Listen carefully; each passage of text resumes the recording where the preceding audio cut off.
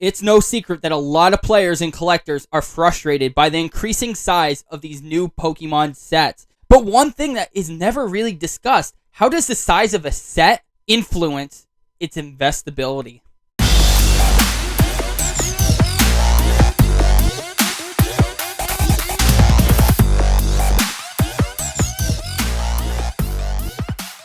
What's up, everyone? Welcome to the channel. If this is your first time here, I'm Cody from Selix Pokemart. So before we get going, make sure you do me a solid. Hit that like button, subscribe if you haven't already, and hit that notification bell. That way you're notified every time I upload new content. Clearly, it's no secret that these sets are getting bigger and bigger. We started seeing this with Sun and Moon, where sets started hitting that 200 mark. Now we're getting to the point where sets are approaching 300 cards. What the hell is going on here, Pokemon? Quite frankly, I'm very upset with the size of some of these sets. I think it's a very bad thing. But I'm not just going to tell you how I feel and not back it up and tell you why I feel this way. The big reason why I don't like the size of these sets is because the more chase cards you have, the harder it is to get the specific chase that you are looking for. Evolving Skies, for instance, that set has over 100 ultra rares or better in this set. Now, out of those 100 ultra rares, what are the odds of you pulling that one card that you want? They're pretty slim to none. I've opened up 3 to 4 booster boxes and I haven't even pulled my chase card. And that brings me to the investability side of the size of these sets. People are making some huge mistakes when talking about investment, because the one thing that everyone throws around, which I have been guilty of throwing around here and there to an extent, is everyone says everything will go up eventually. All sealed product goes up. There's some truth to this. There is. There's definitely a little bit of false information here. It's not just because the product's getting older that it's going up in value. It comes down to a couple of different factors. It's not one single factor. And one of the big factors is, yes, diminished supply. As supply dries up, prices do go up. But look at sets like Unbroken Bonds, Team Up, Sun and Moon era sets that have only been out 2 years, have already risen $300, $400, $500, $600, maybe even up to $1,000 if you were talking about Team Up at one point. And these sets are 2 years old. It's not the age of the set that made them climb. It's the scarcity of the set that made them climb. But tell me this. How many box breakers do you see opening up these sets? You see it here and there every now and then. Now think about the odds of actually pulling that 1 or 2 valuable cards from each one of those sets, because those sets don't have value with every hit. You have to pull one of the top chase cards for it to be worth opening up that set or that booster box.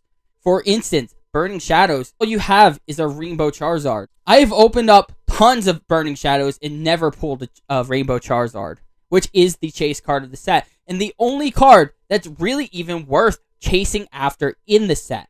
Everything else you lose money on. But people look and see where those box values are at, and then they look at where XY Evolutions got to. XY Evolutions was over $1,000 at one point, and they're like, well, that set's not even that old. You know, that set's 5 years old. Look at what I could potentially see on my modern investment if I were to hold on to it for 5 years. That could not be any less true. XY Evolutions has something that Team Up or any Sword and Shield set does not have, and that's a reasonably sized set list. You can open up a booster box of XY Evolutions and pull 2 Charizards. You can pull 3 Charizards. The odds of pulling valuable cards from those sets are a lot higher than pulling cards from these bigger sets, like Sun and Moon era sets or the Sword and Shield era sets, which leads me to this. The size of these modern sets will be the death of investment for modern Pokemon. They will rise in value. I'm not saying that there is no investability in modern products. What I'm trying to get at is there is a much lower ceiling on modern products than there are of these older products. And I would really consider XY and down being the older products, because Sun and Moon, I don't believe, has the exact formula to have a higher ceiling. I believe Sun and Moon will be slightly more investable than Sword and Shield era, but Sun and Moon still has a lot of sets that are very, very large. To better understand why I feel this way, we need to look at a different side of the investment. And that's holding on to product for that nostalgic factor, so that you could open later, so that you could sell it to someone who's going to open it later. This is the biggest part of the market. If it wasn't for people opening up this product, do you honestly think sets would have skyrocketed the way they did? They only went up the way they did is because people started breaking open all this product. Keeping products sealed is not enough for things to rise in value. It is only part of the equation. Let's say you bought a booster box of Jungle back in 2019 when he was going for what, like $1,200 to $2,000 for a booster box? I know it sounds crazy to a lot of people, but these boxes weren't that incredibly expensive until the hype in 2020 is when things really got crazy. The odds of opening that box and pulling something good are really good. You have a main set that's less than 100 cards. You have about, 15 holographics to chase after in the set or something like that, around that. 1 in 3 packs, you will be getting one of your chases. What about these modern sets, though? 1 in 3 packs, you get a holo rare that's worth nothing. 1 in 6 packs, you get an ultra rare that's worth just about nothing. About a 1 in 16, 1 in 18 odds of pulling a full art, which not even all the full arts are worth anything. Look at the risk level of opening up these modern sets. It's too hard to pull something worth anything. Whereas with these older sets, you had smaller sets, but you had a really good ratio of chase cards in these smaller sets. It was the perfect balance.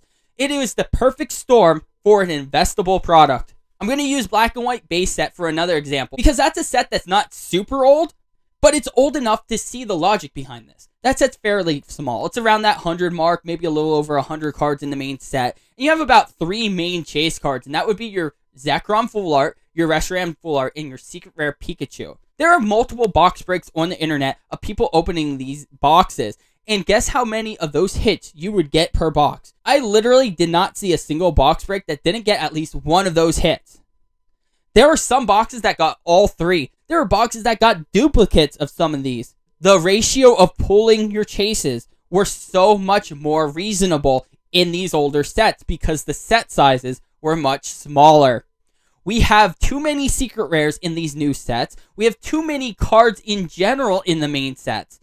And I understand Pokemon wants to make their money. You need to make these big sets so people buy up a lot more product. But if these sets were smaller, people wouldn't need to open as much product. Maybe we would not be in the same situation we are right now, where product is so scarce, where product's not getting in the right hands. It could be different. Tell me this. 10 years from now, I'm not saying Evolving Skies will not go up in value, because I really do believe it will. Once it gets to a certain point, people aren't going to want to open it up. It's not going to be reasonable. There's going to be zero incentive to open it up. And your chances of pulling the one card that you want are maybe, 1 in 30 booster boxes? Like, come on, really?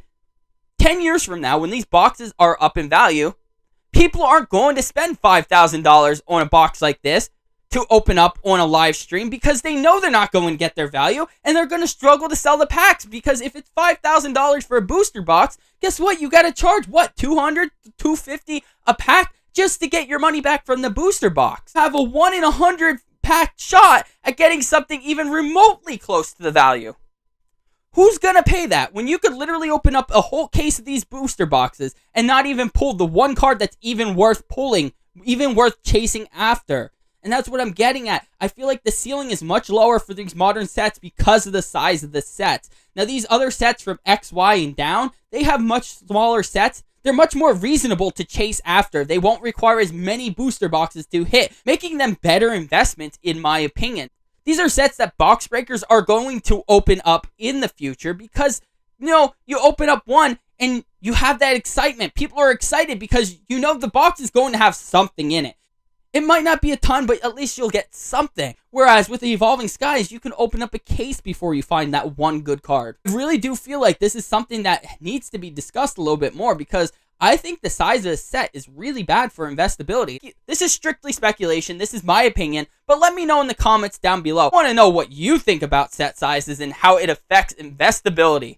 Do you agree? Do you disagree? Let me know in the comments below. Now, on to the drawing for the Ultra Premium Collection. We are doing this the old-fashioned way. I have all the names written out here, and we're just going to shuffle this around, and I'm going to draw this right here. I'm not going to look. I'm going to close my eyes for you. Alright, so we got ourselves a winner, and that would be John Birch. I will end up sending you an email letting you know that you did win the opportunity to get this Ultra Premium Collection. I'll be invoicing you later. We do not have the Ultra Premium collections in stock yet. I have recently spoken with my sales rep. They did not get them yet. Big shocker there. More delays as usual, but we will get them. These were allocated to us. Like I said, let me know in the comments below what you think. And as always, everyone, let's make Lake Charizard and keep this passion burning.